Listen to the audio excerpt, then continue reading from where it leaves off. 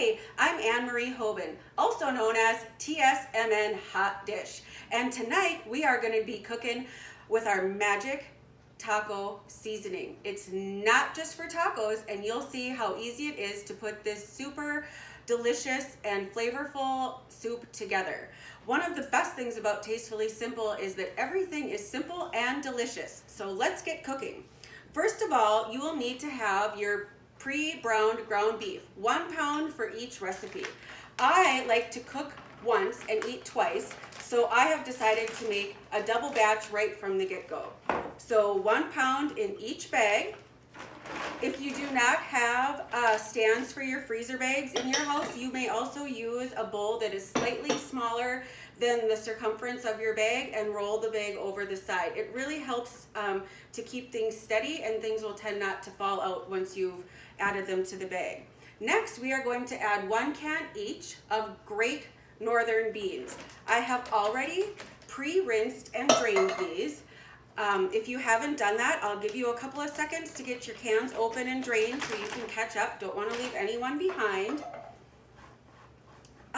One of the best things about this recipe is if you don't like a particular bean, you are free to substitute it with one that you do like. If you would only prefer black beans or Great Northern beans or red beans, you are welcome to just use that instead of a variety. The other type of bean that we need to add is a black bean. 1 can of rinsed and drained black beans in each bag. And the last type of bean is kidney beans. These say red beans, but they're really kidney beans. 1 can of those rinsed and drained.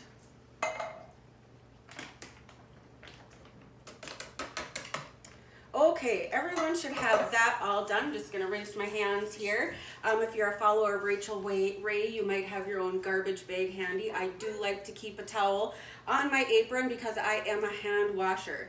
Now, take your bags and kind of get them smushed down to the bottom so that they're nice and heavy down there. We've got a couple of things left to add here. The first thing in the vegetable department, which some people don't call corn a vegetable, is white hominy. If you can't find this, you may use corn, and frozen corn is fine as well. 1 can in each bag. These have also been drained and rinsed. And then, to spice things up a little bit, my favorite, Rotel. Now, if you'd like this to be a little bit spicier, go ahead and get the medium or the hot Rotel. I chose just the original so that it would be pleasing for many palates. 1 can in each, not drained. Do not drain this. You need all of that juicy goodness in this soup. Put those over here. The next thing that we are going to add are 2 cans of green chilies, 1 in each batch. These also come in assorted temperatures, so again, if you prefer something that is a little more spicy, please feel free to tailor this recipe to meet your family's needs. Throw those in. Additionally, if your family doesn't eat beef, you could feel free to use ground chicken or ground turkey or a ground meat substitute of your choice. All of that would make a really great protein in this soup as well. Just a few more ingredients here. I feel like I'm kind of speeding through them, so make sure everything is pretty situated in your bags. We have 1 15-ounce can of tomato sauce. I don't really have a preference, but if you do, by all means, buy your preference. Sometimes I look for what's on sale, and sometimes I just look for what looks the best to me that day. That is kind of the beauty with prep shopping and freezer meals, is that you do have the opportunity to shop your local sales, shop ahead of time, meal plan, take advantage of your club memberships and that sort of thing. This is also a great thing to do with friends, family, spending a Sunday afternoon, Saturday afternoon, or even a Thursday evening creating enough meals so everybody has something for the week. Now I'm going to stir this around just a little bit. I want to make sure that I'm going to have enough room in here. These bags are 1 gallon gusseted bags, so they do have a little bit more room than a regular 1 gallon. But if you do have a 2 gallon, you may want to use that because these are going to get pretty full.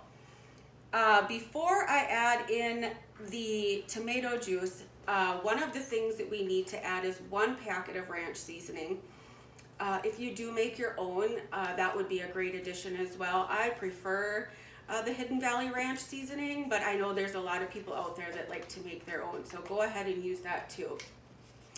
This is one of the things we almost always have in our house. We love to have this as a salad dressing, it's dip, you know, it's great in other recipes, meatloaves, potatoes, and things like that. Now I'm gonna go ahead and give these a stir one more time here. Because we are going to put these in the freezer, I wanna make sure that everything is fairly combined. If you were going to cook this right away, you wouldn't need to start stirring it until probably the first simmer that you see.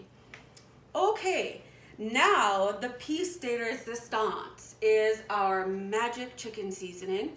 This is such a versatile spice that we use it almost on a weekly, if not several times a week basis. It has a great taco flavor to it, along with some onion and some garlic and some other spices. You can use it on chicken, on your beef, in enchiladas, on any variety of things. So we need 2 tablespoons for this. I've already pre-measured them out. So in here is 2 tablespoons of our magic taco seasoning. And here is 2 tablespoons of our magic taco seasoning. Put those in. Another just quick stir here. Just want to make sure everything is pretty combined. So we're getting to just about the last step here.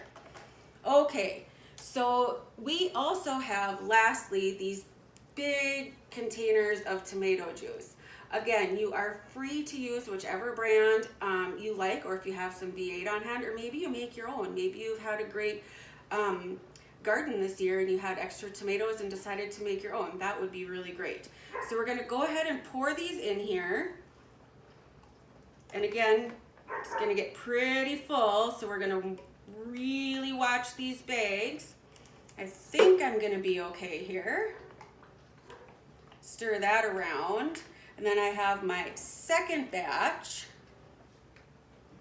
Get this one added in.